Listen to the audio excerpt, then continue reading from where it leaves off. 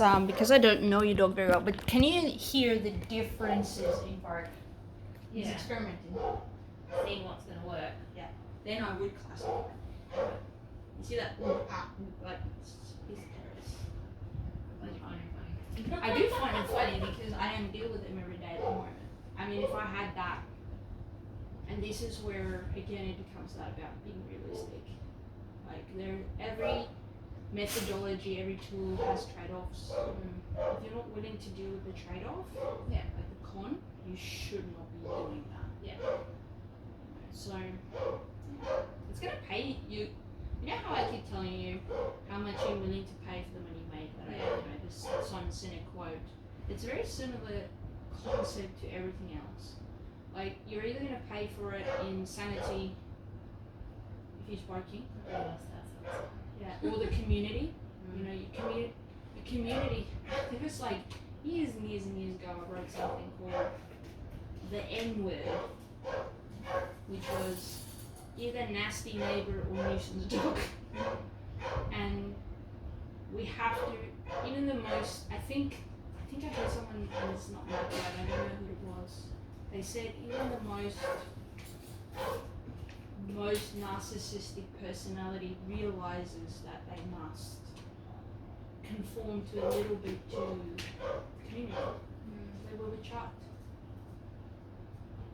Anyway.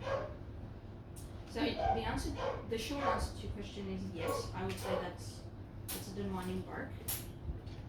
The reason why I say that is because he's experimenting.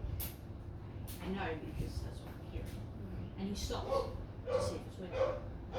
I already know you have a dog with a problem with frustration. And you can hear.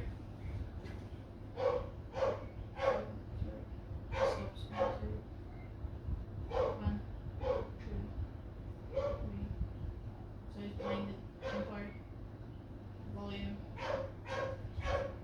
frequency, or tone. So you can, the variables he's playing with it. A dog that is a particular goal will go into one. So what he was doing before. Yeah. Those perks are very different and goal oriented. So I can't physically see him because he's outside. Right? We've got like two walls between us. All we can do is hear him. So if I listen to his words, I remember, this caught me off guard when you realize a dog has a particular goal. There's a sort of very consistent tempo to their thoughts. So a dog who's really driven will be like a bang, bang, bang, bang, bang, bang, bang, bang, not a bang, bang, bang, bang, bang, bang. The reason we would be concerned and respond is because we go, oh no, the neighbours. Yeah. I'm sure my neighbour will eventually come around and be like, oh, we're just training a dog. And it's not like I do it every day, so I'm quite. That's why I tell people, right? I tell my clients, go tell your neighbours that you are training.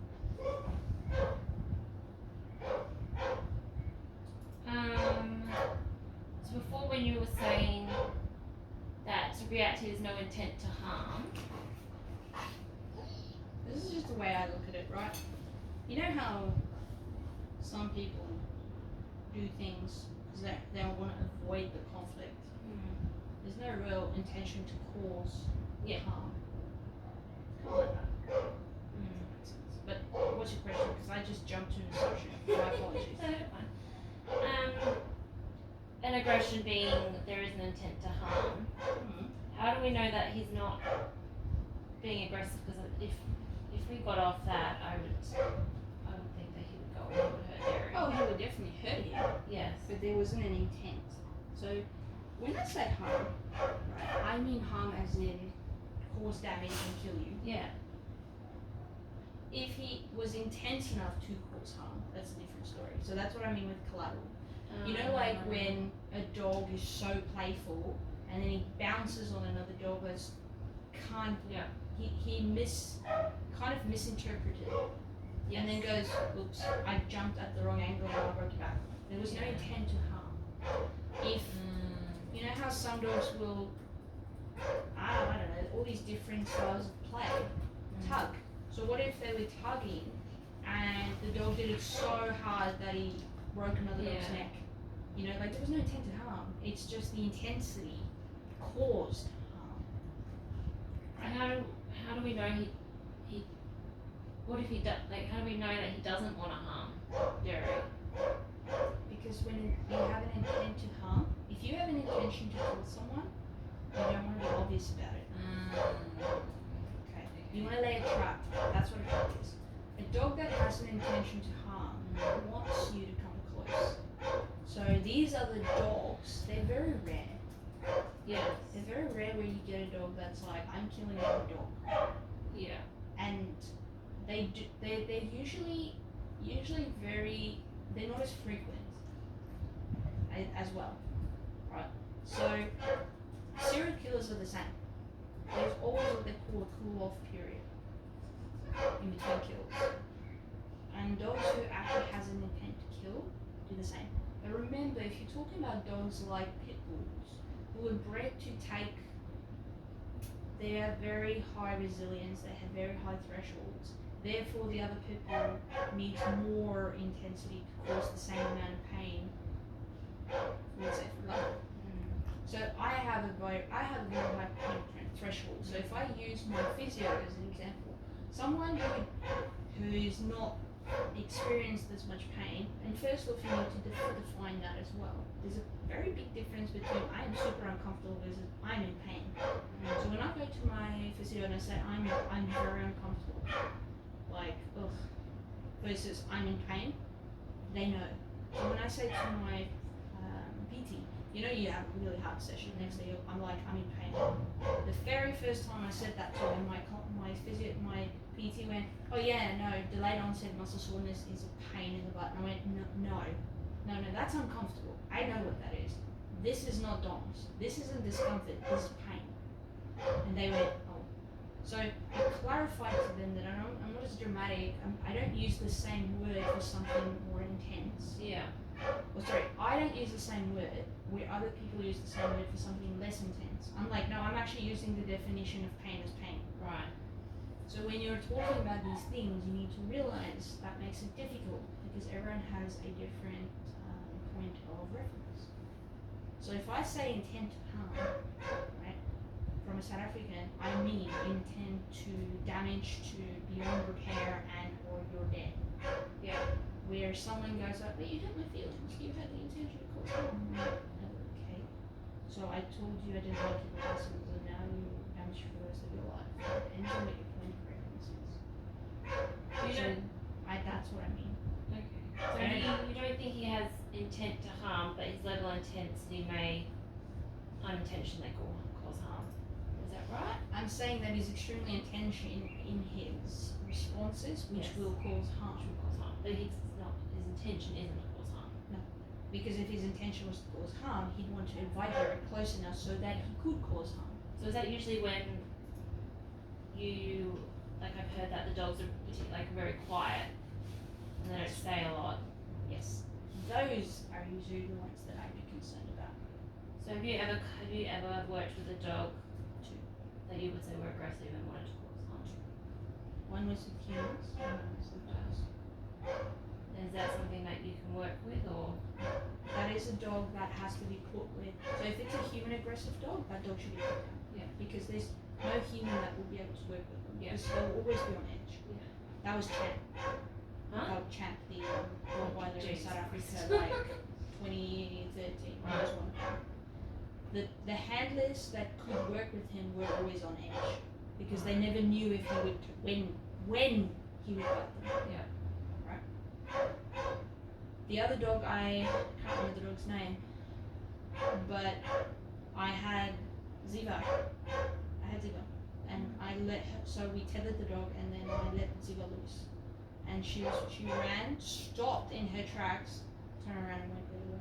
Wow. And I went, and the dog didn't do anything. Like, didn't bark, didn't growl, didn't wag its tail, all this sort of stuff. And the moment Ziva went, there's no way, I went, he is now, have you ever heard of someone was saying, if you're around a serial killer and you don't know because they mask really well, the hair on the back of your and like your hair will stand up, and you're like, something's not right with this person. That's what happened. And I trusted Ziva enough to go like, you have to put this dog down, because my dog Ziva was such an idiot. She'd run up to anyone. But she wouldn't run up to this. But she was like, I'm not running up to that dog. And then I thought, why? Because that dog will cause it harm. And why would you run up to something that's going to cause you harm? I mean, I know there are silly things and people and misread and misunderstandings, but it's not smart. So, unfortunately, the definition is my dog is aggressive, because some people, they use the definition of humans being aggressive. So they're like, oh, you're aggressive, meaning you are disproportional to your reaction. That's actually what they mean, I think. I can't speak very well. Where when I say I'm aggressive, I mean I have intention to kill you or cause damage. Which is why we come up with a signal now. So when I'm in my meltdown mode, there's always this last thing when people become content. So if you've been bullied long enough, hard enough, you get to this point where you're like, you know what, I think jail's worth it. I'll just kill you, because then I'll stop you. And when you get into that, so I always say to people, what you've got to understand is, yes, there are people who will threaten and all that, but it's usually the person who has intent won't threaten you. Because when we threaten, we still give the option of for you to cop out and make a better decision. But if my intention is for me to hurt you, I don't want to give you a different option. Okay, so if I want to hurt you, I will make you feel comfortable. I will make you feel that you're not aware. I will make you feel like you're not seeing it coming. Because when I then do it, your response will be more, what's the word? I don't know. There's a word for it, like more savory. Does that make sense? Because if your response will be a lot less dramatic if you're like, oh, I knew it was coming, versus I never saw it coming. Because it's about my intention is to cause harm to give me pleasure, and I want more pleasure, right? So if I'm a dog or a serial killer, I don't know, I'm not a serial killer, I'm just saying this is what my brain says logically, and of course emotions aren't logic. If you're like, yeah, that's why hustling works. You know, these people pretend they can't play a game, and then you be bigger and bigger, and when you big, they just swipe your feet under you, and you're like, what the hell? Have you seen it, like bluffing and poker? Like that. So if a person or if a dog has an intent to harm, they'll usually they won't threaten. No, they won't give another dog an option. No, and that's why a lot of people say to me, I don't understand, my dog's aggressive and he's wagging his tail. You know, he's quiet but he's wagging his tail. And I'm like, have you ever seen a dog attack another person or a dog and he's wagging his tail? He does. Because it's not about friendly, it's about arousal level. Like goosebumps. I can have goosebumps because I'm excited or I'm anxious. So if you don't understand the terms you're using, and that's why it's so important when you are talking to clients that you define it. So that's what I say to people. I'm like, you either have an aggressive dog with an intention to harm, or you have a dog that's reactive. And when I say intention to harm, right, you got to think about this as well. I say dogs with high prey drive and or play drive are reactive. Even if their intention is to play hard, it's not the same. I don't classify them as the same, because most of them realize that if you kill Toy don't play. So they can still have a very high play drive. Oh yeah. And there's not being intent. Because you know how I feel like people throw around the word, oh, they've got such a high prey drive, they're aggressive. But ask them what they mean. What are you talking about? And usually they'll go, you know, prey. And they'll do what you did to me earlier. They'll use the exact same words, drive for play, for prey. And it's like, I don't know what that means. And most of us go, oh yeah, because we don't want to feel vulnerable. And I'm like, I don't know what that means. That's very vague. What does that mean? Try that. Try being like, yeah, I don't know, that's vague. Like, what does that mean? That does not, that's why when people say to me, I just want to be happy, and I'm like, that's very vague, what does that mean? It's because as humans, we are extremely good in filling the gaps. The problem is usually the wrong things. That's why it's what assume stands for, right? As for you and me. So I have no problem looking like the fool in the beginning. To be like, I don't know what that means. And they go, like prey drive, like prey, and they have drive for play, like prey, like chasing. And it's like, it's too vague. I don't know what you mean. Like, what does that mean? And that's where I think it's Albert that says, if you can't explain it simply, you really do not understand it at all. That's also the difference between someone who can be a teacher, because teachers are good at explaining. Yeah. And not everyone is. It also depends on, you'll get to see the person. Are they intuitive? If they're a person who's very intuitive, you will find very little that they can articulate. It's not their skill. So I know people who are amazing dog trainers, but boy, they suck at teaching people. So if I have a dog that I need help with, like, don't care about the people, I'll be like, can you please just sort this dog out? Boop, they do it. Great. If I have a person where I'm like, oh my soul, this person needs help, I will never take that person to that person, because that person can train dogs, not teach it. I had a teacher like that. He was amazing at maths, but boy, he couldn't teach it. I don't actually know what happened. So you gotta, if you know someone's intuitive and they say things like that, chances are they won't be able to articulate it. The problem is they shouldn't be teachers, in my personal opinion, because they can, let me put it this way, they shouldn't be teachers to people who are analytical, who need articulation, but they can be teachers to other people who are intuitive. Personally, I think there's two trainers, one's in New Zealand, I met them years ago. They're intuitive teachers. I did their course, really good, superb course. If you're an intuitive learner, absolutely do their course. You'll get so much from it. If you're not,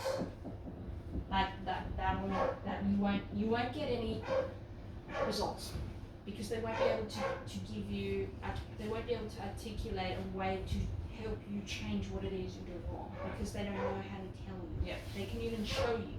But if you're someone who doesn't learn by watching and doing, again, you're out of your depth. So you shouldn't. So if you're talking about certain people, and it took me years to realize this, where I was like, this person just doesn't work for me. And now I know why. My dad, my stepdad, such intelligent men, but they cannot dumb things down for me. So I just don't ask them, because it doesn't work. Because they just go into all these spiels, and I'll sit there and go, I don't know what that means. And they get frustrated. And when they get frustrated, they feel vulnerable.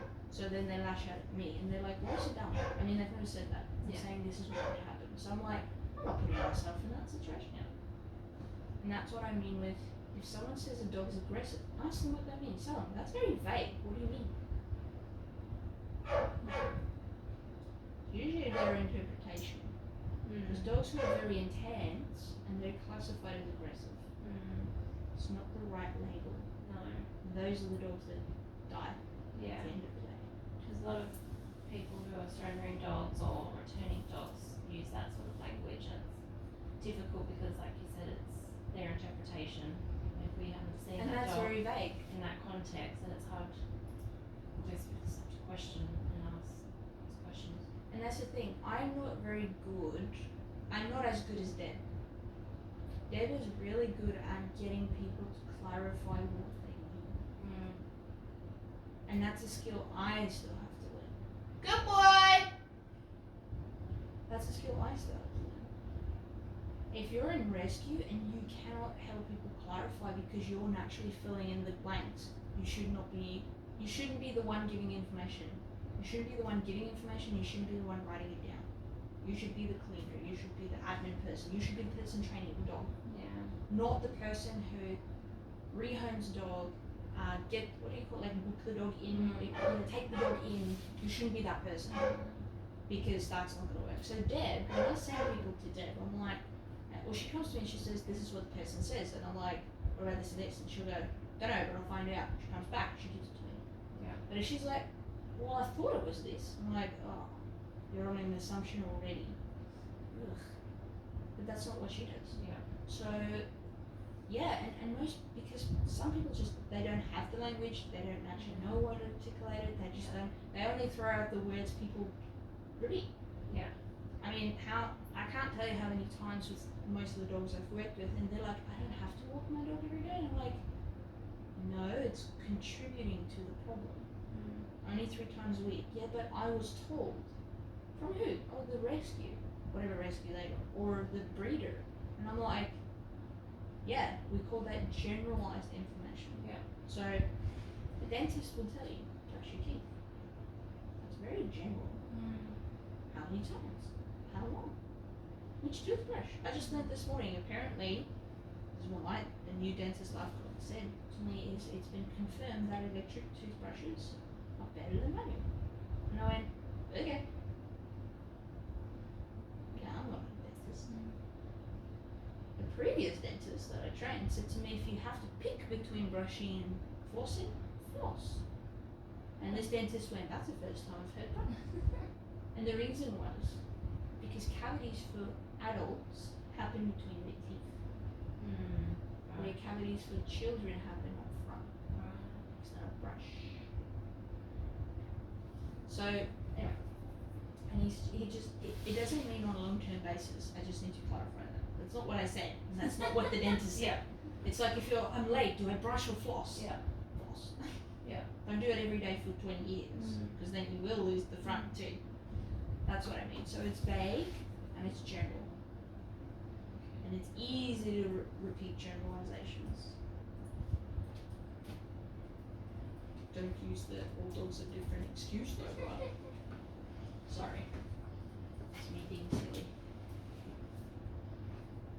Now the other thing you'll notice about Mr. Champy is every time you tell him good boy, he actually starts again. Yeah. My suggestion is until he understands what we're doing with the tool we're using, I would suggest not giving him feedback too often, or you have to give him feedback too often and just deal with the fact that he's going to bark. So you have those two options. I already know he's going to do it. So if I go, good boy, Champ, and he barks, I know he's going to bark. Because he'll be like, oh, he doesn't, that's okay. We'll bring him. But I'm now. My headache is very now. So try to reset my password on my bank account. Do you think I can do it? Absolutely not. Can I just say something? Yeah. I have this client. It's not a client. It's one of the ladies who come to my Sunday socials, and she keeps asking me to tell me when the next social afternoon is, and I'm like, come on, dude. I'm getting it. I'm like, It's frustrating. yes, because it's annoying me, but I'm like, she does have a. It's actually good that she asks you. So maybe you should think about it. Yeah.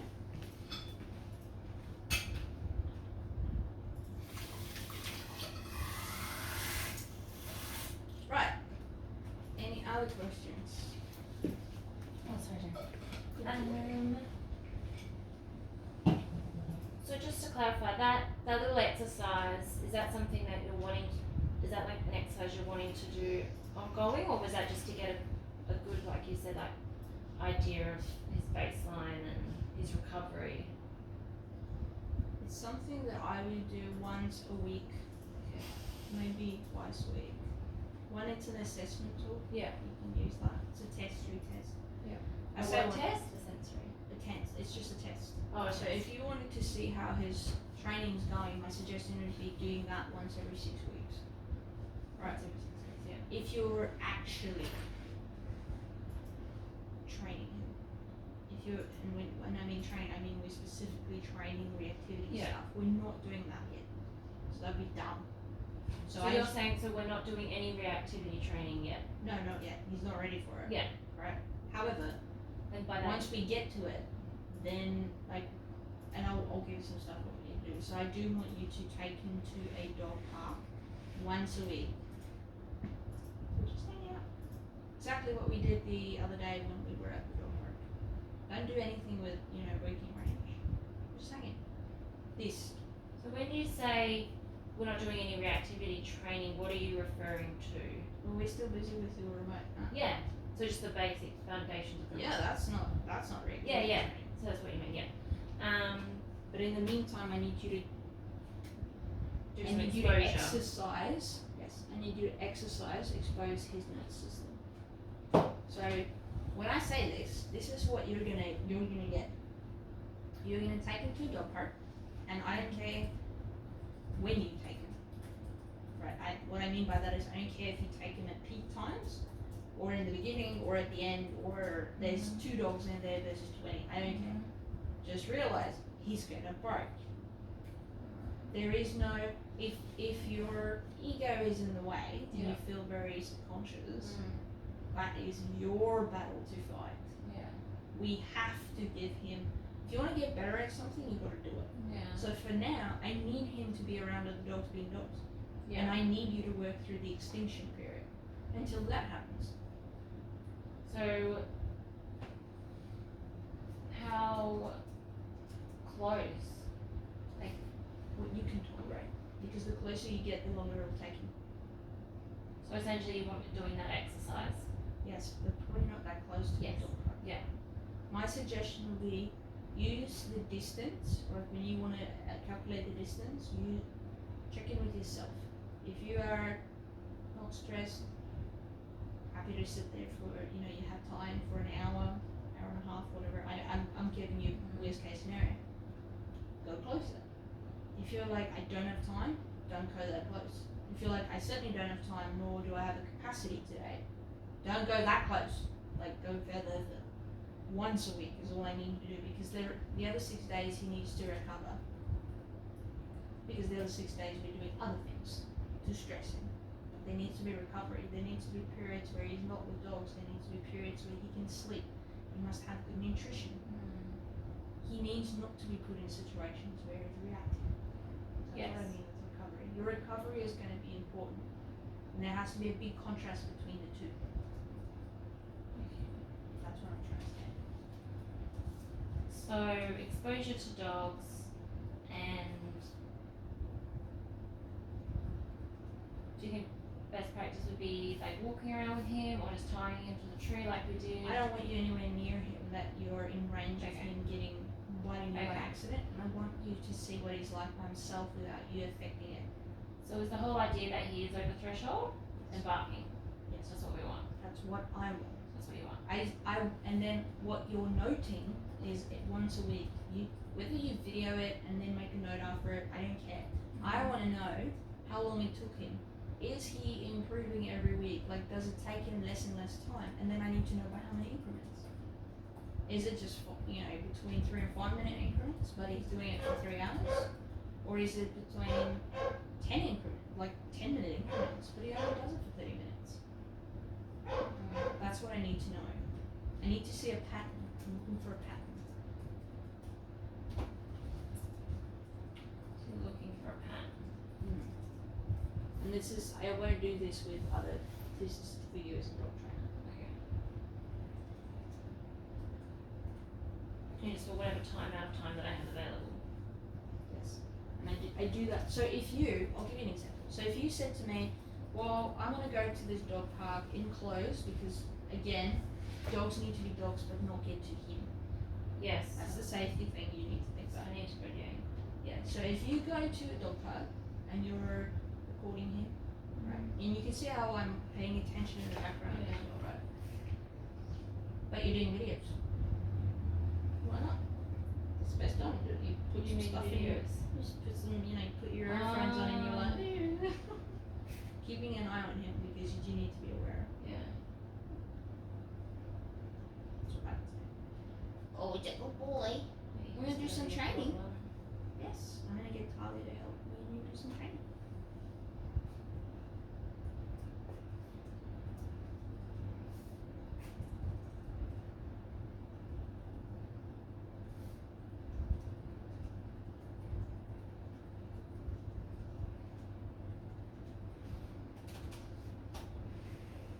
So now will I bring him in here?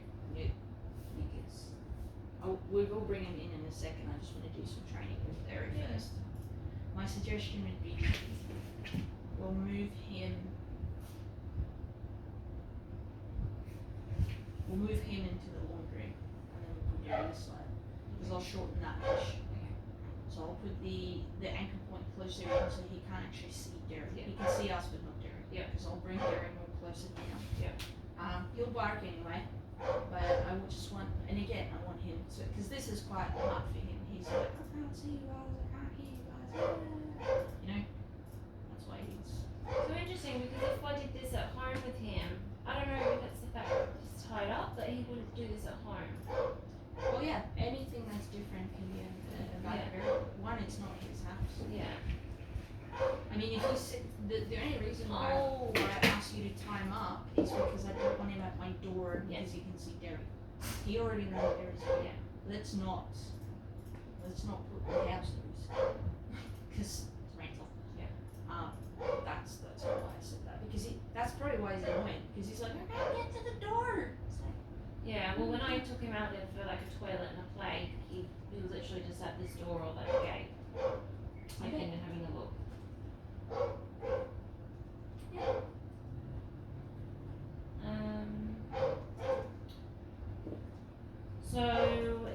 So I would say he's tied up, not his house, and Derry's here. Yeah.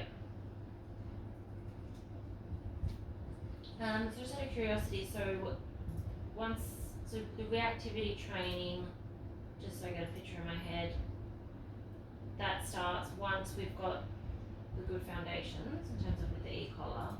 Then we'll start actually working on addressing it. That would be behaviour consequences. That's what we're there to do. Yeah. Oh yeah. Because then it's going to be like, no mate. Yeah. This is not on. Because that's what he needs. Because he's a jerk. Yeah. So what we then do, and this might sound, you did Mr. Ted's horse, right? His reactivity stuff. Yeah. He actually creates fear first. Yeah, I have heard that. Like because it's, and then they condition it. So Or first we condition it later. Yeah, so we create fear, Yeah. right? And then we condition respect. Fear is a lot safer.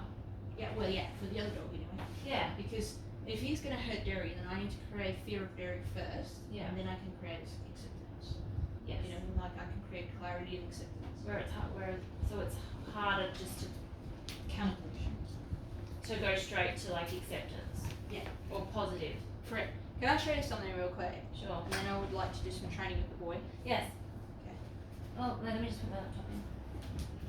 Oh, we'll be here anyway, but. Oh, I think it's